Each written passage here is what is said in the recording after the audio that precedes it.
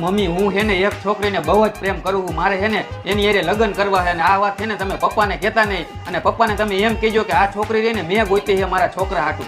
હા નહીં કહું મારા દીકરા, તારો બાપ અહીંયા મરવાની તૈયારીમાં હે ને તારે લગ્ન કરવા છે. તમારે હે ને મારા લગ્ન જોઈને જવાનું છે. હું તારા લગ્ન નહીં જોઈ શકું, પણ હું તને એક વાત કહું જે તારાથી સહન નહીં થાય અને તને બહુ ઝટકો લાગશે. હવે જાવું હોય તો કહેતા જાવ ને મને. આપણે અહીંયા રાજકોટમાં કાલાવા રોડ ઉપર અત્યારે બંગલાનો ભાવ બહુ વધારે છે.